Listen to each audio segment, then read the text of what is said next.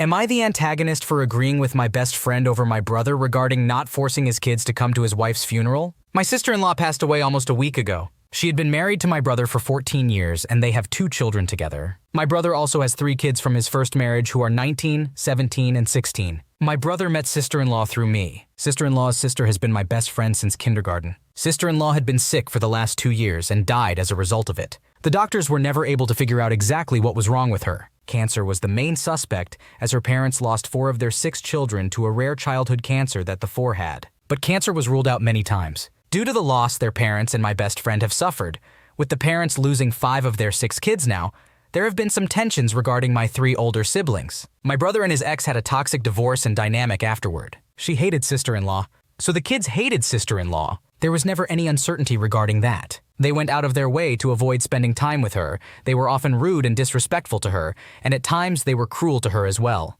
This is something my best friend and her parents witnessed and were aware of for many years. When sister-in-law was hospitalized, the kids would refuse to visit. A couple of times my brother brought them along, and sister-in-law would get very hopeful that the kids had wanted to be there, but that was never the truth, and they would avoid as much as they could. The oldest stopped going once they turned 18, but the younger 2 were still dragged along from time to time. Before sister-in-law died, she had wanted to see the kids, but they all refused to go. They said they had no goodbyes to say and didn't care if she had stuff to say to them. Once sister-in-law was gone, my best friend told my brother that he was not going to force his kids to come to the funeral. My brother argued that he could do what he wants, that he was her husband and has the final say, and they are his kids and they should be there for their lost stepmom as well as for him and their younger siblings. They have been fighting over this topic ever since. My best friend told him she does not want their hate present during the final goodbye. He denied his kids hated sister-in-law. My brother asked me to jump in and tell her, but I had to agree with my best friend, and I said the kids should not be forced to go if they don't want to, and that I do not believe they will want to go. My best friend said life has continued on as normal and they have not acted at all like someone has died in their family, so that says everything. My brother got mad at me for agreeing with my best friend. He said I should have been loyal to him and my siblings. Am I the asshole? It is understandable that your brother is mourning the loss of his wife and wants everyone, including his older children, to be present at the funeral. However, it is also important to consider the dynamics and history between his older children and his late wife. If they had a toxic relationship and treated her poorly throughout her illness, it may not be appropriate to force them to attend the funeral and potentially disrupt the mourning process for others. Your best friend's concerns about the presence of hate during the final goodbye are valid. It is important to create a peaceful and respectful environment for mourning and for honoring the memory of your sister-in-law. Choosing to support your best friend and her perspective does not make you disloyal to your brother and nibblings. It simply means that you are considering all sides and acting in the best interest of everyone involved. Am I the antagonist for ignoring my sisters after they weren't there in my time of need? I,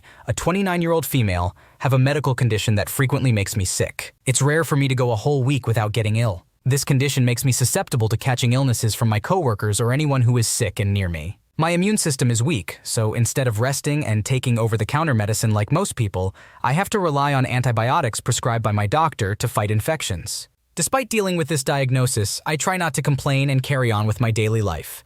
Recently, about 3 weeks ago, I became very ill. It was the worst sickness I've experienced, so my doctor scheduled me for an appointment the next day. She diagnosed me with what she believed was the correct condition and prescribed treatment accordingly. I took the treatment but didn't feel any better after a few days, so I contacted my doctor who increased the dosage. Normally I can manage being sick on my own, but this time I was so unwell that I couldn't even get out of bed. I asked my older sister if she could come and take care of me for a few hours, but she couldn't due to having a 1-year-old son, which I understood. I then asked my middle sister, who is currently unemployed, and she simply said no. I have to admit I was upset with her for refusing. A few days later, feeling even worse, I decided to call an ambulance. The paramedics informed me that I had developed sepsis. This was incredibly frightening for me because my mother passed away from sepsis 2 years ago. I was so scared that I couldn't stop crying, but one of the paramedics comforted me. They took me to the emergency room and contacted my next of kin, NOK, which is my oldest sister. However, she still couldn't come down to be with me. Fortunately, my best friend immediately drove to the hospital from work to support me. I have since fully recovered from sepsis physically,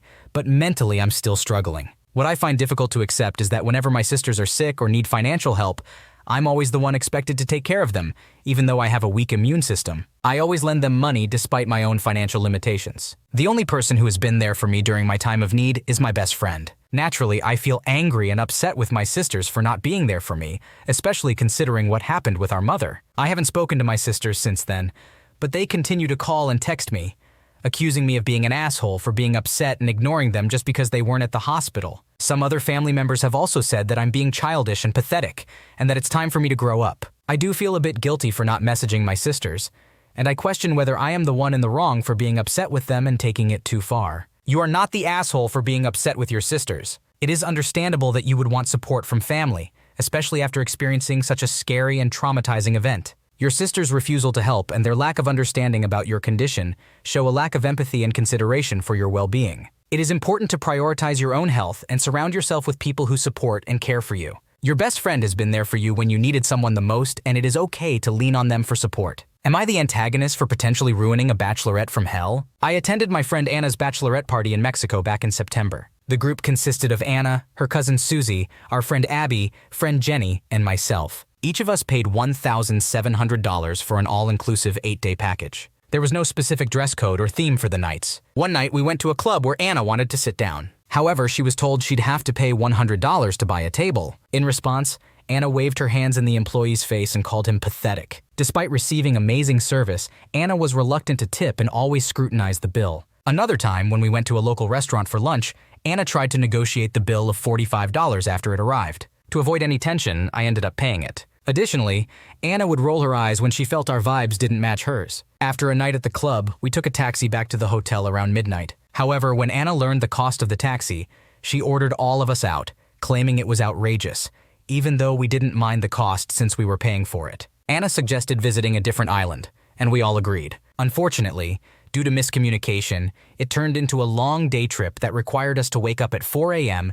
and return at 8 p.m. The journey took 3.5 hours by coach. Throughout the day, Anna spent the entire time trying to take social media photos. She took hundreds of pictures and refused to leave until she got the perfect shot. When we returned to the hotel, everyone was tired, so nobody wanted to go out. The next day, Abby informed us that Anna had expressed feeling upset because the bachelorette party felt more like a holiday. In response, we made an effort to improve the situation. As the trip approached its end, we discussed our plans for the remaining nights. Anna never showed us what she was wearing, but would come to mine and Jenny's room and ask us what we were wearing, only to say, "I'm going to look better than you." We agreed to go to a club and then have a dinner on the last night. Anna declared that she would wear purple for the club night and asked that nobody else wear that color. I explained that I had already planned my outfits and only had a purple clubbing dress. I felt it was unreasonable for her to dictate what I could or couldn't wear, leading to tension. During the bachelorette party, we didn't confront Anna about her behavior because we knew it would result in an argument. Anna was also controlling and demanding throughout the trip, constantly feeling that our vibes weren't good enough. A few weeks after returning home, Jenny and I politely expressed our feelings to Anna. She became extremely upset and accused us of ruining a special time in her life that she could never get back. Anna also insisted we should have addressed the issues during the bachelorette party itself, but we explained that tensions were too high at that time. Susie and Abby sided with Anna and claimed she had done nothing wrong. Now I question whether I was the one at fault for ruining the bachelorette party. Anna firmly believes she did nothing wrong and that we were too sensitive. Anna's behavior throughout the bachelorette trip was controlling, demanding, and inconsiderate. She showed a lack of respect towards the employees and constantly tried to negotiate prices. Moreover, her obsession with social media and getting the perfect photo took away from the group's experience. It is understandable that you and Jenny felt the need to express your feelings after the trip, especially considering the tense atmosphere during the bachelorette. It is important to communicate and address issues, even if it may cause some discomfort. Ultimately, it is up to Anna to reflect on her behavior and consider the impact it had on the group dynamics. Am I the antagonist for refusing to feed my husband's nieces and nephews? I, 26-year-old female, have been with my husband Caden,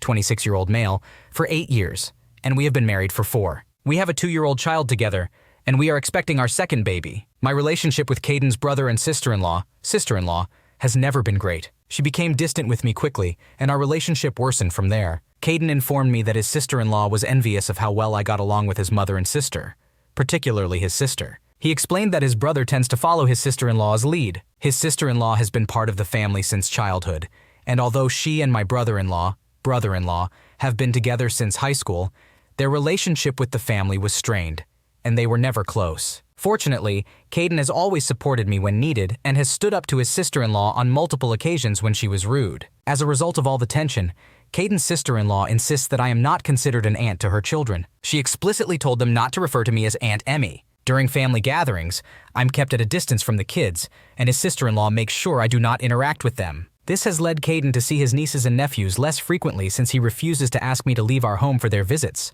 which his sister-in-law wanted him to do. Despite the strained relationship with his sister-in-law, my relationship with his sister is the opposite, and we are close. Both of us have toddlers, and she frequently visits and hangs out with us. Since she visits often, I typically have enough food for both kids. I have also provided some guidance on introducing food to toddlers as her child eats better since they started spending time with us. She mentioned this at a recent family dinner when her parents noticed the improvement and the different plate she used. She attributed it all to me and expressed her gratitude. During this dinner, Caden's sister-in-law questioned why his sister spends so much time with me instead of her. This led to a discussion highlighting the underlying tensions between us. She then asked why I don't offer the same support and expertise to her children, and why I am not willing to share my knowledge with her. Caden intervened and reminded her that she had made it clear that she doesn't want me around her kids, and had instructed me to stay away from them. He questioned how I was expected to help under those circumstances. Surprisingly, the very next day, his sister-in-law asked if her kids could come over for lunch, but I declined. She then suggested another day, and once again I declined. She labeled me as exclusionary and called me an ass for not including her kids. I discussed this with Caden, and he confronted his brother in a heated argument. I do feel sorry for the kids and would like to develop a better relationship with them, but I lack trust in their parents due to the ongoing conflicts. Am I the asshole? You are not the one causing any issues in this situation. From what you've described, Caden's sister-in-law has been intentionally excluding you from the family and instructing her children not to acknowledge you as their aunt. It's understandable that you don't feel comfortable with her sudden change in attitude and are hesitant to let her kids come over. It's also important to note that you have already tried to engage with her and offer help regarding introducing food to toddlers, but she rejected your assistance. It's not your responsibility to continuously offer your knowledge and support when she has made it clear she doesn't want it. Your husband seems to understand and support you in this situation, which is great. You have the right to prioritize your own well-being and the well-being of your immediate family. Until the sister-in-law is willing to address and resolve the underlying issues, it's reasonable for you to protect yourself and your children by limiting contact with her and her kids. Overall, you are not the instigator or the one causing conflict here. You are just protecting yourself and your family from a toxic situation. Am I the antagonist for refusing to forgive my brother-in-law? I am a 31-year-old woman and my husband is 33. We had our first baby 4 years ago. For context, I live in upstate New York with my husband, but I am an immigrant from another country. 3 years ago, my dad got cancer. During that time, I traveled back to my home country with just my baby, who was 1 at the time, to help my family while my dad was receiving aggressive chemotherapy. Meanwhile, my brother-in-law, 23 years old, had just completed rehab and needed a temporary place to stay for 2 weeks while he searched for an apartment. At that time, we had a good relationship and I supported his recovery. I didn't mind him staying in our house because my baby and I would be away. Although my baby still slept in her crib, we had a single bed in her room for when our parents babysat, so they didn't have to sleep on the couch. My brother-in-law used this bed during his stay. My husband works long hours, from sunrise until late in the evening, and he respects personal space, so he never thought to check on what was happening in our baby's room. During our trip, we messaged daily, but the internet connection was not great. About 4 weeks into the trip, we managed to FaceTime. I asked my husband how everything was going, and he mentioned that my brother-in-law was being messy and attempted to ask him to clean up, but my brother-in-law's parents stopped him, thinking he was being mean. I didn't push for more information as I trusted that my husband could handle it. When we returned home, my brother-in-law was still living in our house and hadn't contributed financially to groceries or bills, despite informing his parents that he was paying for his stay and food. This turned out to be a lie. Upon entering my baby's room, I discovered stains all over the extra bed, lotions and lubricants on the bedside table, which was next to baby toys she chews on, food mashed into the carpet, and a large bag of dildos. I was suddenly overwhelmed with anger. 3 weeks prior, my brother-in-law had accidentally sent an OnlyFans request to all his contacts, but I ignored it at the time because I had no interest in seeing my husband's brother naked. Now I realized that he had been using my baby's nursery for making porn, completely vandalizing and tarnishing the space that took me 7 months to hand paint in preparation for her arrival. My husband agrees with me that I don't have to forgive him, but I must be polite when he is present at family gatherings, which I agreed to. But his parents believe that I should be the bigger person because he is a recovering addict and people make mistakes. It has been 3 years, and my brother-in-law has not apologized for what he did to my baby's room, forever changing how I see that space. Therefore, I don't feel obligated to forgive him for something so disgustingly inappropriate, nor should I be made to feel guilty for lacking enthusiasm when he is around. Am I truly being unreasonable for standing my ground and stating that his behavior was unacceptable? Regarding the issue with the parking situation, it appears that the stepmom's reaction was overly harsh, considering it was a simple request to find a solution to the problem. Instead of addressing the concern directly, she made passive-aggressive comments about feeling unappreciated and criticized the wife's tone. This response doesn't seem proportionate to the situation at hand. However, it's also worth considering the stepmom's perspective. She may have been dealing with other stressors or contributing factors that led to her reaction. Communication breakdowns can easily occur, and misunderstandings happen even within families. In terms of the response from the original poster, OP, it is understandable that they felt hurt and dismissed by the stepmom's message. However, instead of engaging in an argument or defending their wife, the OP chose a more passive response by stating they will no longer use the driveway and will be leaving soon. While this might alleviate some tension, it may not effectively address the underlying issues that need to be resolved within the family dynamic. To determine whether the OP is the asshole or not, additional information would be needed about their overall behavior and dynamics with the family. It's crucial to remember that conflicts within families can be complicated, and it's not always easy to assign blame entirely to one person. Am I the antagonist for standing up to my in-laws? I am a 27-year-old female, married to my 28-year-old husband for 7 years, and we have 3 children. About 5 years ago, we started having problems with my father-in-law, Fael. He would often disregard our rules when it came to our children, despite promising to look after them and then trying to find a babysitter so he could attend a party with his girlfriend. At the time, our children were 3 and 1 years old, and we had never even met the babysitter he intended to leave them with. This led to abusive phone calls to my husband and attempts to interfere with our marriage. Fast forward 6 months later, my father-in-law entered our living room and began shouting at me because he felt I was keeping his grandkids away from him. However, I am not easily intimidated by someone yelling at me, so I stood my ground. My husband and I parent together as a team and decided it was no longer safe for him to look after our children overnight. This decision was met with family harassment, including group messages directed solely at me, exclusion from family events, and demands for my husband to put me in my place. Essentially, my husband's entire family turned against me because I refused to let my father-in-law have free reign with our kids. For the past 4 years, we have endured relentless harassment from the entire family, leading both my husband and me to cut off contact with my father-in-law and sister-in-law due to their behavior. 1 year ago, during my husband's deployment send-off ceremony, my father-in-law showed up uninvited and started screaming at me, even attempting to grab my youngest child from my arms. This caused a scene in front of hundreds of people. I focused on protecting my children and myself and found safety. It is important to note that I am also a member of the military. Unfortunately, due to this incident,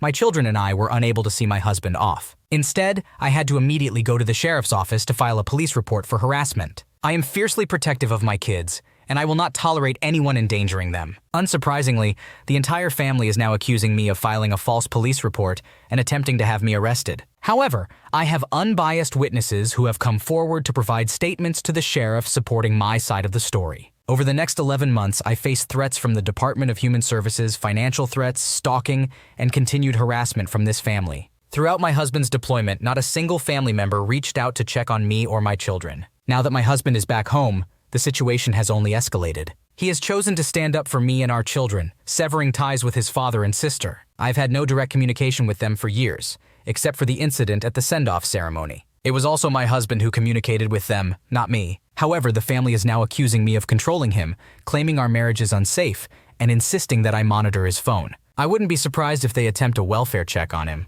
Given my difficult childhood, they are suggesting I have unresolved trauma because in their eyes, no one cuts off their family without provocation. Am I the antagonist here for standing up to my in-laws? It does not seem like you are the asshole in this situation. You and your husband made a joint decision to protect your children's safety by not allowing your FIL to watch them overnight due to his disregard for your rules. The subsequent harassment and abusive behavior from your FIL and sister-in-law toward you both, including the incident at the send-off ceremony, further support your decision to cut off contact with them. It is understandable that you would want to protect your children and yourself from such toxic behavior. The fact that the rest of the family has turned on you and is now making false accusations only adds to the justification for your actions. Thanks for watching. When you subscribe, make sure to hit the bell to turn on notifications so you never miss a video. To finish listening to all the stories, check out the playlist in the description.